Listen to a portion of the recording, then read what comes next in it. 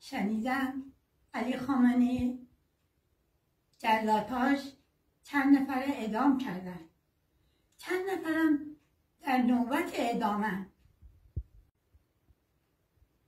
بچه‌ها رو میکشن، خانواده را زندانی میکنن، مثل آقای کرمی، مثل آقای بختیاری، خانمشو خود آقای بختیاری، مثل خواهرم فاطمه سپهری.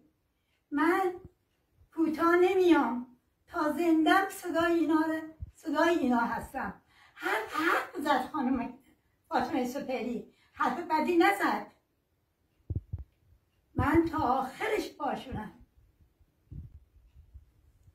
زندانی‌هایی که در تبریز، رشت، کردستان، شهرهای دیگر، مردم ایران، اینا رو یادتون نره.